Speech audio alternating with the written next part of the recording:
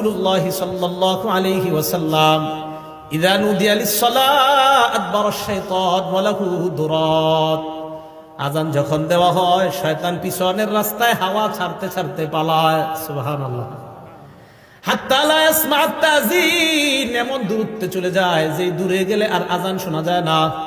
এই জন্য মাইকের আযানের আওয়াজ যত দূরে যাবে শয়তান এই পরিমাণ দূরে চলে যায় যেন আর আযানের আওয়াজ শোনা না যায়। এরপরে দেখেন, হাত্তা ইযা কাদান নিদা, মুয়াজ্জিন সাহেব যখন আযান শেষ করে, আকবালা, শয়তান আবার আইসা মসজিদের আশেপাশে ঘুরতে থাকে আর মুসল্লিদের অপেক্ষা করতে থাকে, আসো মুসল্লিরা আসো। হাত্তা ইযা সুওয়িবা বিস-সালাহ, এরপর যখন আযান ইকামত দেওয়া হয়, কি ইকামত দেওয়া হয় না, আদবারা, শয়তান আবার পালায়। হাত্তা লা ইয়াসমা আত-তাসবিব, ইকামত যেন শোনা না যায় এই দূরত্ব পালায় যায়।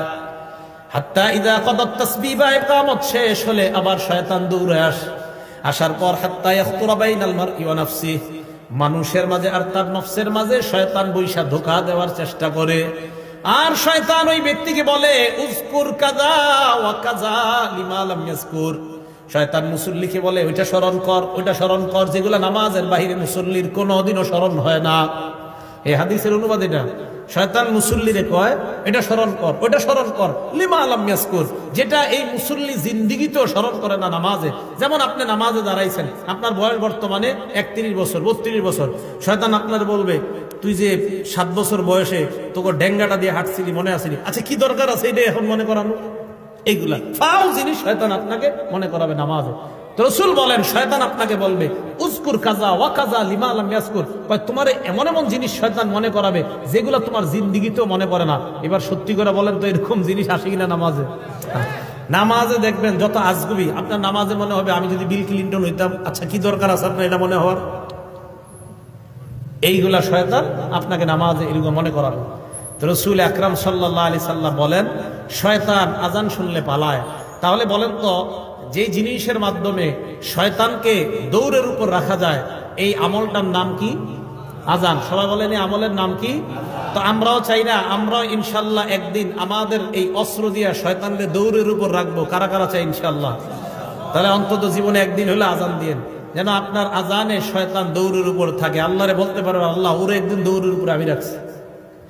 এখন কথা হলো শয়তান আযান শুনলে কেন পালায়? 2 কারণ। বলেন কয় কারণ? হ্যাঁ মনে রাখবেন।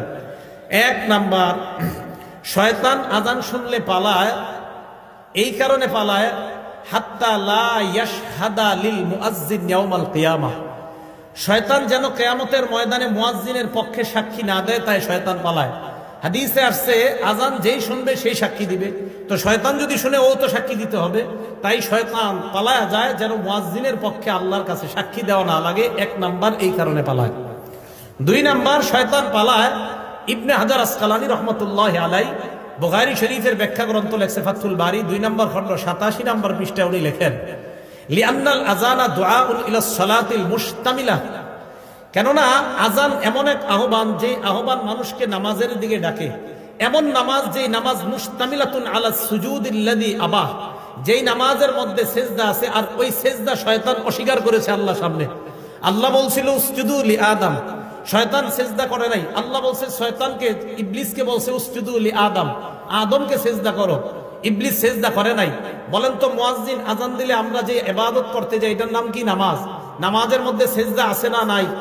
তো যেই নামাজে সেজদা আছে এমন নামাজের আহ্বান শয়তান এই জন্য শুনতে চায় না যে তোরা এমন এক কাজ করবি একটু করে সেজদা, যে সেজদা অস্বীকার করার কারণে আল্লাহ আমারে জান্নাত থেকে বের করছে, আমি এমন আযান শুনতে চাই না। তাই শয়তান আযান শুনলে পালায়া যায় যেন ও আপনার আর আমার বন্ধু না হয়, কারণ ও তো সেজদা অস্বীকার করে, আমরা সেজদা স্বীকার করি, ও অস্বীকার করার জন্য পালায়া যায়। এই 2 কারণে শয়তান পালায়। 1 নাম্বার, কিয়ামতের ময়দানে যেন সাক্ষী দেওয়া না লাগে।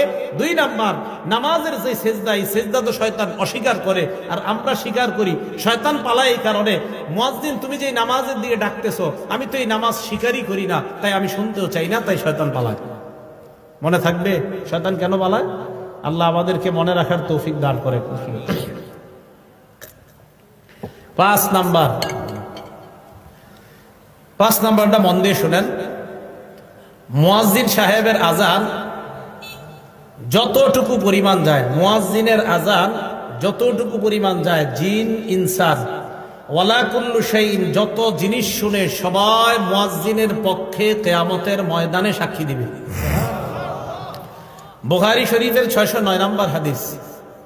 এই হাদিসের মধ্যে আবু সাঈদ খুদরি রাদিয়াল্লাহু তাআলা আন এক ব্যক্তিকে ডাক দিয়ে বললেন, ইন্নী আরাকা তুহিব্বুল গনামা ওয়াল বাদিয়া, আমি দেখতেছি তুমি বন জঙ্গল এবং রাখালগিরি করা অনেক পছন্দ করো। এই কথা শোনার পর এই ব্যক্তি বললেন, হ্যাঁ, রাখালগিরি করা এটা আমার অনেক পছন্দ, বন জঙ্গল আমার অনেক পছন্দ।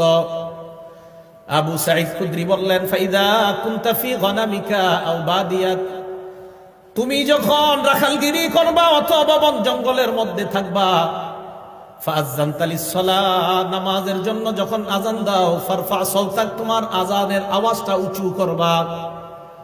ওই ব্যক্তি বলেন, আযানের আওয়াজ উঁচু করব কেন? আবু সাঈদ খুদরি বলেন, ফাইন্নাহু লা ইয়াসমাউ মাদা সাওতিল মুআজ্জিনি জিন্নুন ওয়ালা ইনসুন ওয়ালা শাইউন ইল্লা শাহিদা লাহু ইয়াউমাল কিয়ামাহ, কেননা মুয়াজ্জিনের আযানের আওয়াজ জিন ইনসান এবং যারাই শুনতে পায় কিয়ামতের ময়দানে আল্লাহর কাছে মুয়াজ্জিনের পক্ষে সাক্ষী হয়ে যায়।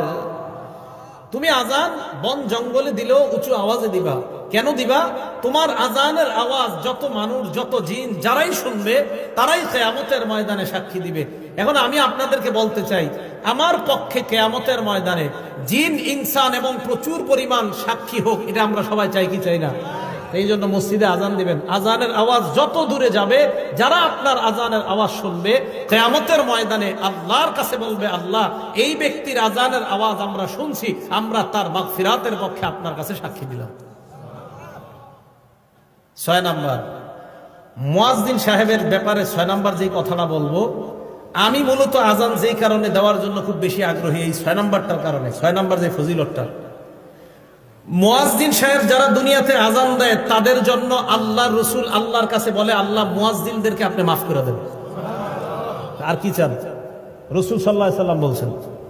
আবু দাউদ শরীফের 517 নম্বর হাদিস, عن أبي هريرة رضي الله تعالى عنه قال قال رسول الله صلى الله عليه وسلم, আবু হুরায়রা রাদিয়াল্লাহু তাআলা আনহুর বর্ণনা, আল্লাহ নবী বলেন, আল ইমামু যামিন, ইমাম হলো জিম্মাদার, ওয়াল মুআজ্জিনু মু'তামান, মুআজ্জিন হলো আমানতদার।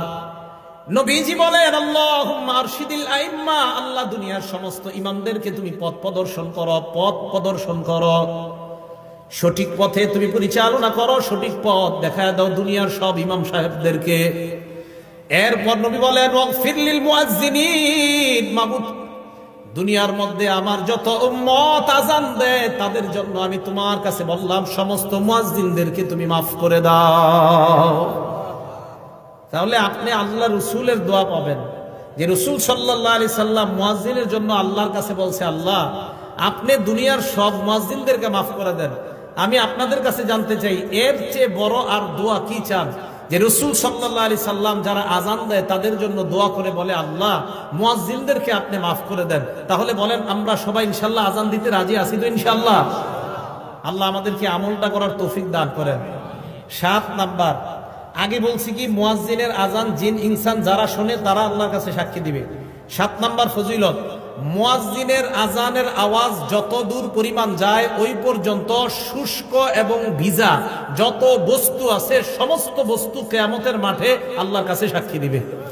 শুধু তাই না, মুয়াজ্জিনের আযান যেই পরিমাণ দূরে যায় ওই পরিমাণ, মানে এরকম লম্বা পরিমাণ পর্যন্ত তার গুনাহ মাফ করে দেওয়া হয়।